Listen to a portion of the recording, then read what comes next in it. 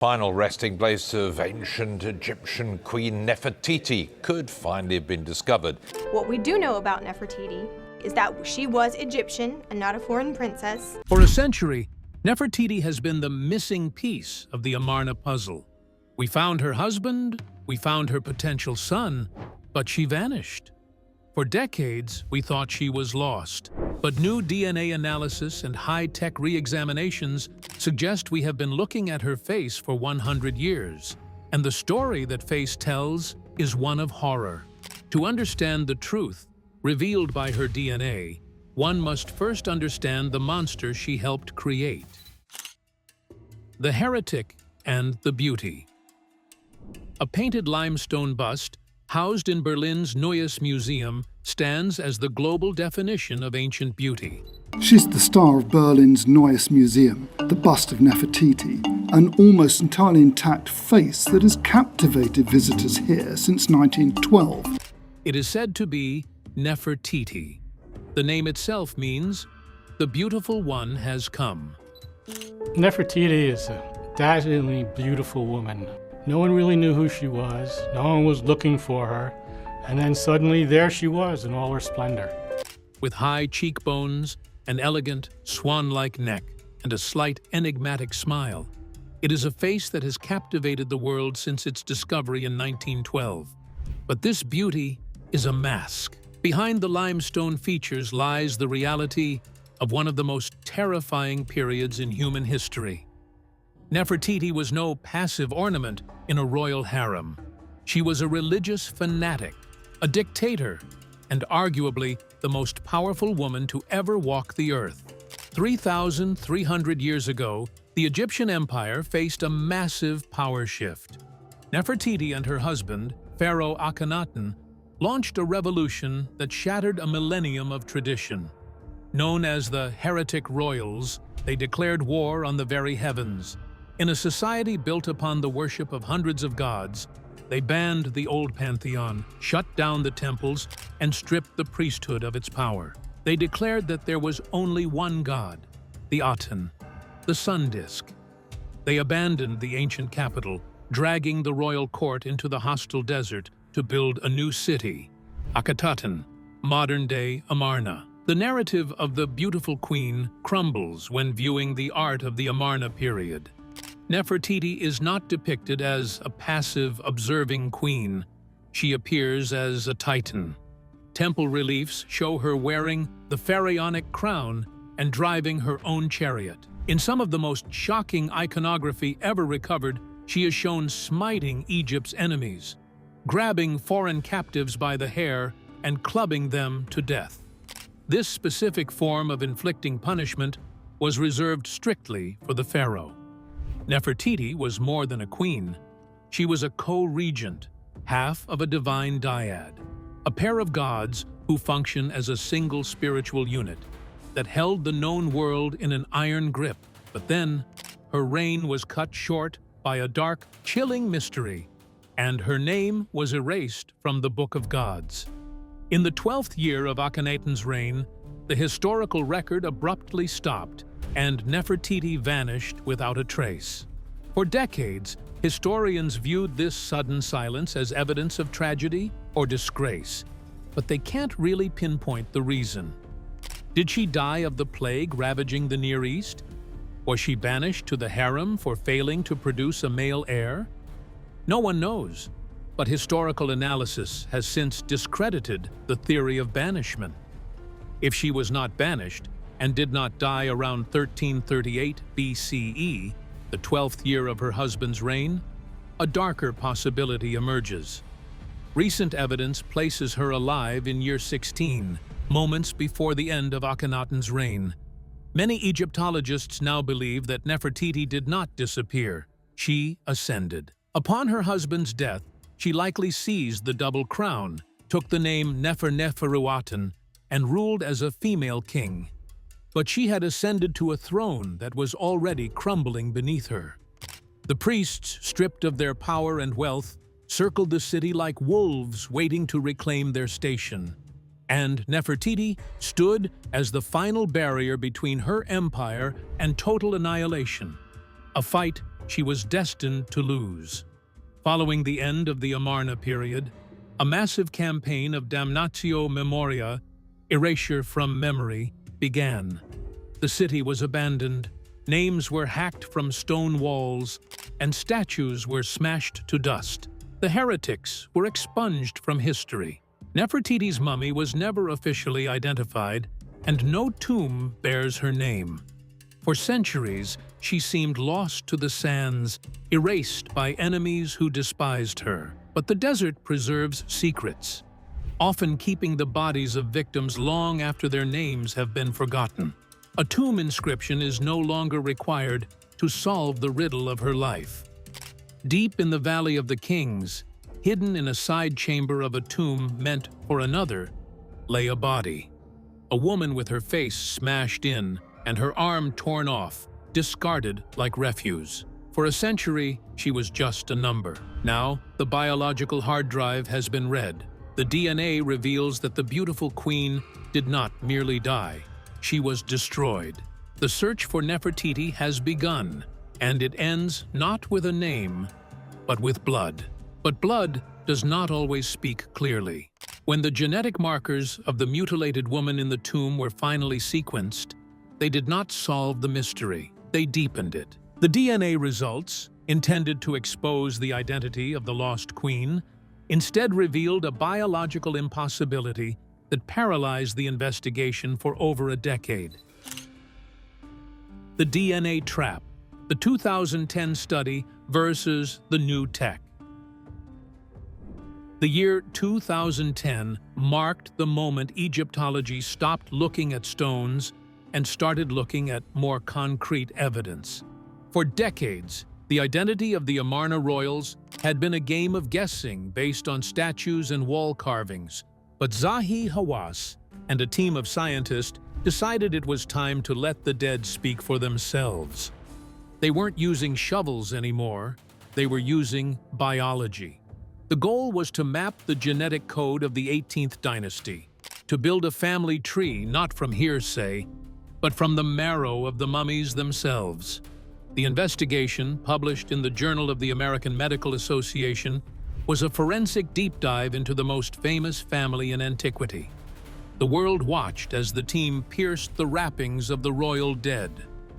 They successfully identified King Tut's grandmother, the formidable Queen Ta, and confirmed that the shattered mummy in a tomb labeled KV-55 was indeed Tut's father, almost certainly the heretic King Akhenaten. But the real bombshell was lying in tomb KV-35. For years, a mummy known only as the Younger Lady had been a silent question mark. She had been found battered, her face damaged, lying next to Queen Ta. The 2010 DNA analysis changed everything. The sequencing provided a match that sent shockwaves through the archaeological community.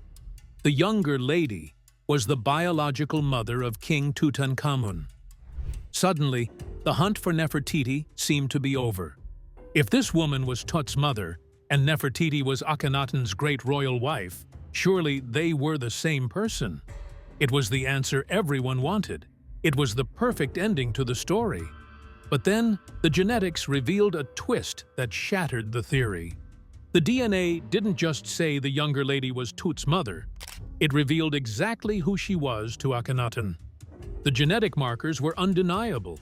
The Younger Lady was the daughter of Amenhotep III and Queen Ta. That meant she was Akhenaten's full sister. In the royal courts of Egypt, incest was a tool to preserve the sacred bloodline, so a brother marrying a sister wasn't unusual. It was expected. However, this biological fact created a massive historical problem for Nefertiti. We have thousands of lines of text about the beautiful queen. We know her titles by heart: Great of Praises, Lady of Grace, Sweet of Love. But in all the temples and all the tombs, there is one title Nefertiti never held. She was never called king's sister. In ancient Egypt, titles were everything. If a woman was the king's sister, the title was proclaimed on every monument. It was a badge of divine rank. The Younger Lady was born a princess, king's daughter, and a king's sister. Nefertiti was not. The historical record suggests she came from outside the immediate royal siblings, perhaps a cousin or part of the nobility, but definitely not a sister to the king. And just like that, the door slammed shut. Zahi Hawass looked at the data and drew the only conclusion the science allowed. The younger lady is the mother of King Tut. She is the sister of Akhenaten, and therefore she cannot be Nefertiti. The most famous face in the ancient world had slipped through their fingers once again, disqualified by her own blood. Just when the book seemed closed on the younger lady, a French Egyptologist named Marc Gabold stepped forward to pry it back open. He didn't come armed with new samples or fresh biopsies. He came with a calculator and a terrifying theory about the royal bloodline. Gabold looked at the exact same 2010 data that Hawass used, but he saw a completely different story. He argued that the full sister verdict was a biological illusion, a trick of the light caused by generations of royal incest. Gabold's theory hinges on the concept of endogamy, the practice of marrying within a specific social group or family. In the 18th dynasty, this was taken to the extreme. The royals didn't just marry cousins once, they did it over 3 successive generations. Gabold suggests that when you stack that much shared DNA on top of itself, the genetic profile starts to warp. If your parents are cousins, and their parents were cousins, and their parents were cousins, your DNA becomes so repetitive and tangled that a test can easily mistake a cousin for a sibling. This distinction changes everything. If the younger lady is Akhenaten's first cousin, rather than his sister, the historical contradiction vanishes. Nefertiti could easily have been a royal cousin. Under Gabolda's interpretation, the battered mummy in KV-35 is not some anonymous princess. She is the legendary Nefertiti herself, the mother of King Tut, hiding in plain sight under a mask of genetic confusion. But this revelation brings with it a horrifying context. Whether she was a sister or a cousin, the DNA analysis exposes the Amarna royal family as a dynasty on the brink of biological collapse. The science strips away the gold and the glamour to reveal a terrifying reality. These people were physically falling apart. The genetic data paints a picture of a bloodline riddled with defects. The incest was so profound that the royal immune systems were shot. King Tut didn't just die of bad luck. He was born into a body that was fighting itself. The study found evidence of club feet, hormonal imbalances, and extreme susceptibility to malaria. This wasn't a family of godlike beings. They were frail, walking with canes, and likely in constant pain. If Gabold is right, Nefertiti wasn't just a queen posing for a bust. She was a mother watching her dynasty disintegrate. These are beautifully painted coffins. They depict this journey that the deceased must make through the underworld in order to reach the afterlife. She was breeding with a genetically doomed lineage, producing children who were destined to suffer the consequences of their ancestors' obsession with purity. The younger lady mummy, with her smashed face and broken lineage, stands as a testament to this tragedy. Evidence that even the most powerful queen in history couldn't outrun her own DNA. While DNA identifies a mother in a dying dynasty, history reveals something far more dangerous. Nefertiti didn't just breed heirs for a collapsing throne, she may have seized it for herself. The science shows us a victim of inbreeding, but the walls of Amarna whisper of a survivor who rose from the ashes to become king. The face of the younger lady. To understand how she died, we must first understand how she lived. Because the motive for murder wasn't born in a moment. It was built over years of breaking the rules. Nefertiti was never content to simply stand behind her husband. In the temple reliefs, She is not the silent, submissive consort. She is depicted at the exact same scale as Akhenaten, a visual language that proclaims equality. She wears the crowns of kings. She wears the regalia of the gods. But the most shocking image is the one that would have made the traditionalists' blood run cold. Nefertiti is shown in the classic smiting pose. She is holding a mace, raising it high to crush the enemies of Egypt. This was a ritual duty exclusive to the male pharaoh. For a woman to be shown doing this was not just artistic license, it was a declaration of absolute power. By the 12th year of Akhenaten's reign, the records suggest she was elevated to co-regent. She wasn't just the great royal wife anymore, she was a king in all but name. When Akhenaten died, the throne didn't immediately pass to the boy Tutankhamun. The records speak of a mysterious ruler named Neferuaten. Beautiful are the beauties of Aten. This was Nefertiti's name. The evidence suggests she didn't disappear. She ascended. She became the sole female pharaoh, ruling over a crumbling empire that hated her and her husband's new god. And that is likely why she had to die. Fast forward 3,000 years to the sterile lights of the Cairo Museum. We return to tomb K535 to the body of the younger lady. If the French Egyptologist Marc Gabold is right, and this battered woman is indeed Nefertiti, then the mummy offers a gruesome final chapter to her story. For decades, the damage to the younger lady's face was dismissed as the work of ancient tomb robbers. When thieves broke into the Valley of the Kings, they were brutal. They ripped mummies apart looking for amulets hidden in the wrappings. They snapped necks to get to golden necklaces and smashed chests to find heart scarabs. The younger lady has a massive, gaping hole in her face. Her chest is smashed. Her right arm is torn off. To the early archaeologists, this looked like standard post-mortem desecration, the rough work of greedy men in a dark tomb. But modern forensics tells a different, darker story. When scientists reevaluated the skull of the younger lady using modern CT scans, they looked closely at the edges of the terrible wound that destroyed her mouth, cheek, and jaw. If a bone is broken long after death, when it is dry and brittle, it snaps cleanly. It shatters like old pottery. But if a bone is broken while the person is still alive, or immediately after death, while the organic material is still fresh, it breaks differently. It splinters. It retains some elasticity. The scans revealed that the injury to her face shows signs of being perimortem, occurring at or very near the time of death. This wasn't a thief rummaging for gold hundreds of years later. This was the cause of death. The analysis suggests a violent, high-velocity impact. Someone struck this woman with tremendous force.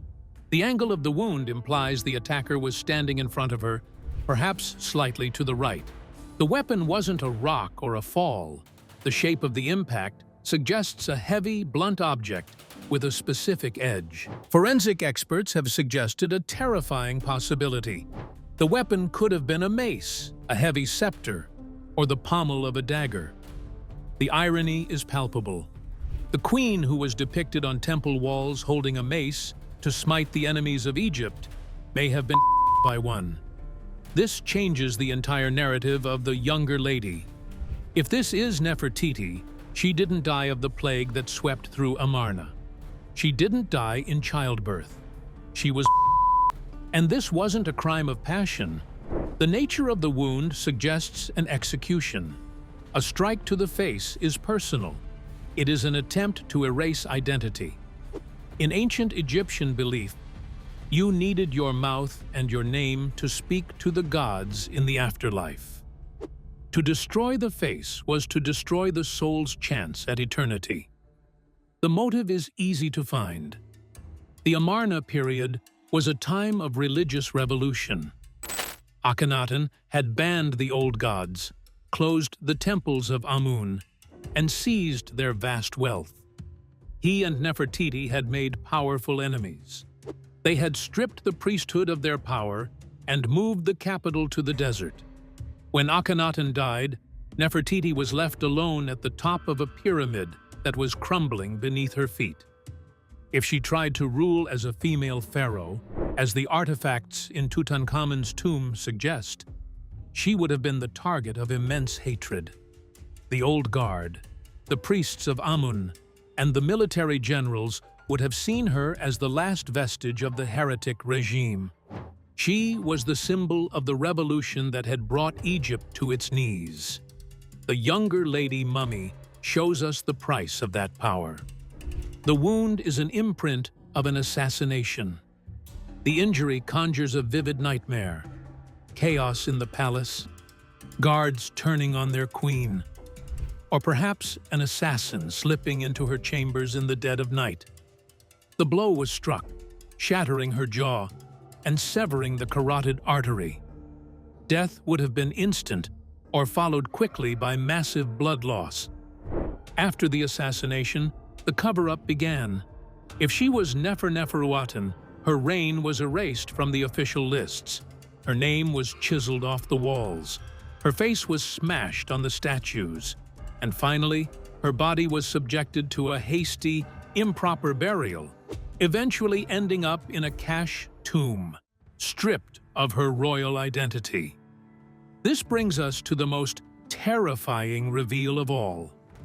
For a century, the world has been in love with the Nefertiti of the Berlin bust. We stare at her high cheekbones, her swan-like neck, and her imperious, calm expression. She is the definition of timeless beauty. We see her as untouchable, a goddess frozen in sandstone and paint.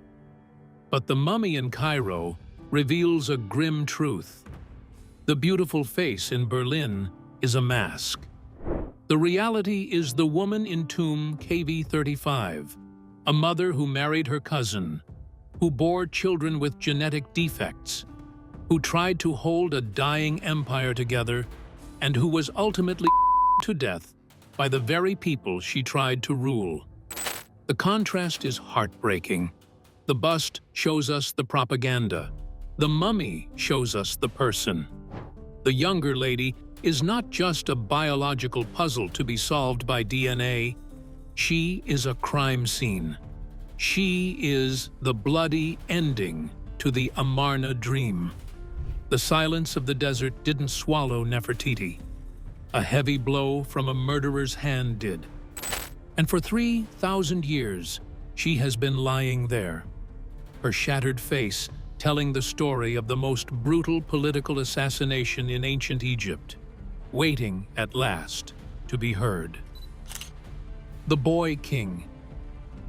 The identification of the battered woman in tomb K535 does more than solve a century-old cold case. It fundamentally rewrites the history of the most famous pharaoh on Earth. The 2010 genetic study established one incontrovertible scientific fact. The younger lady is the biological mother of Tutankhamun. When viewed through the lens of extreme endogamy, where first cousins register genetically as siblings, the identity of that mother becomes inevitably clear. The younger lady is Nefertiti. This realization shatters the traditional narrative of the boy king. Tutankhamun was not, as long believed, a second-tier prince born of a minor harem wife like Kia, raised in the shadows of the Amarna court. He was the golden child. They discovered markings on walls inside the tomb of King Tut. They might conceal doorways to what some believe is the tomb of a long-lost queen. The apex product of the 18th dynasty's ultimate power couple, Akhenaten and Nefertiti. He was born into the absolute epicenter of the religious revolution, destined from his first breath to inherit a throne that was already violently unstable. He was not a bystander to history. He was the intended savior of Atenism, raised by the very woman who co-authored the doctrine. But this inheritance was poisoned at the source. The DNA evidence linking mother and son reveals a terrifying biological reality that transcends royal titles. The genetic profile of the younger lady is a roadmap of generational incestuous collapse, and she passed this doomed lineage directly to her son with devastating precision. The fabled Curse of the Pharaohs was never magic hidden in a tomb. It was biology etched in their blood. Tutankhamun's mummy is a physical catalog of the misery inherited from his mother's compromised genetics. The shared markers tell a story of profound physical frailty. The boy king suffered from a cleft palate, an agonizing club foot that forced him to rely on canes to walk, and Kohler's disease, a degenerative bone disorder actively destroying his foot tissue. His hips were malformed, and his immune system was so compromised by inbreeding that it succumbed to severe malaria. The vibrant, powerful Nefertiti, herself trapped in a genetically collapsing bloodline, gave birth to a god king who could barely stand upright. This physical frailty frames the horrific psychological tragedy of his short life. If Nefertiti was his mother, young Tutankhamun did not grow up sheltered. He watched the empire crumble from the vantage point of the royal dais. He was present as his father's sun-worshipping revolution turned into a dark, authoritarian regime. And, most chillingly, he was a first-hand witness to his mother's desperate final gamble. He watched Nefertiti step into the lethal power vacuum following Akhenaten's death, crown herself Pharaoh Neferuaten, and attempt to hold back the rising tide of vengeful Theban priests. The catastrophic injuries on the younger lady's face tell the brutal end of that story. Tutankhamun didn't just inherit a troubled throne, he inherited a blood-stained crown. He took the double crown as a sickly child, stepping over the assassinated body of his own mother, the last great defender of the Aten. He was a puppet king, installed by the very forces that had bludgeoned Nefertiti to death, forced to renounce his parents' religion and rule over the ashes of their dream, all while his own body slowly succumbed to the lethal genetic legacy she left him. The DNA explains the tragedy of the son, but it sets the stage for the rise of the mother. If we believe the timeline, Nefertiti didn't vanish when Akhenaten died. She evolved. With a dynasty on the brink and an heir too young to lead, she made the ultimate political maneuver. She didn't intend to protect the throne for the future. She seized it for the present, transforming from a queen into a pharaoh. The disappearance of Nefertiti from the historical record in the 12th year of Akhenaten's reign was not an exit. It was a metamorphosis. With a mask and a burial equipment like that, it's obvious that Nefertiti had been no ordinary queen. The old story that she died before Akhenaten and was buried at Amarna appears now to be mistaken. She disappears from the records, yes, but not because of death. It was simply because she changed her name. As the name Nefertiti evaporated from the inscriptions, a shadowy new figure materialized on the throne, Smenkhkare. For years, Egyptologists have treated Smenkhkare as a ghost. The consensus places his rule in the chaos of the late Amarna period, roughly between 1336 and 1334 BCE. It was a fleeting interregnum, a reign that lasted perhaps only 1 to 3 years. But the timing is too precise to be a coincidence. The void left by the queen was instantly filled by this mysterious king, and the clues left behind in the stone suggest they were one and the same. The evidence points to a calculated transition. Smenkhkare likely began as a co-regent, ruling side by side with Akhenaten starting around 1338 BCE. This wasn't a replacement, it was a partnership. Nefertiti, wearing the guise of a king, propped up her dying husband. But when Akhenaten finally fell, the pretense of partnership dissolved. Evidence for an independent sole reign is scarce, which is exactly what we would expect for a usurper in a time of crisis. we have a single wine docket that attests to a year 1 of Smenkhkare's rule. That is the telltale evidence. It proves Smenkhkare ruled alone, but the trail goes cold almost immediately after. Why? Because the king was living on borrowed time. To legitimize this desperate power grab, the new king adopted the royal name Ankh-Keperur, the exact same throne name as Queen Nefertiti. And even more suspicious is that in the frantic final years, the scribes slipped. They occasionally added a feminine T to the name, Ankhet-Keperur, quietly betraying the gender of the person sitting on the throne. It seems this new king was Nefertiti, ruling in a different gender. Nefertiti was not ruling in a time of peace. She was taking command of a foundering dynasty, surrounded by enemies who viewed her not just as a woman out of place, but as the heretic who had helped burn down the religious order of the world. To seal her authority, she may have taken the most radical step of all, marrying her own daughter, Meritaten.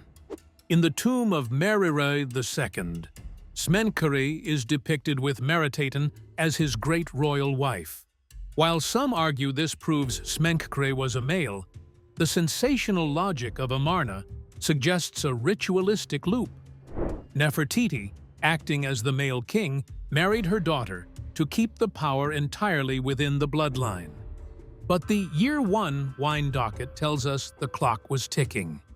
The atmosphere in the city of Akhetaten was one of suffocating dread. The plague was burning through the population, and the banished priesthood of Amun was gathering its strength in the shadows. Nefertiti stood alone as the sole barrier between her dynasty and the rule of the traditionalists. This context transforms the discovery of the younger lady in tomb K535 from an archaeological puzzle into an event of regicide. If the younger lady is indeed Nefertiti, the woman who became Smenkhkare, her condition reveals exactly why her reign was so short.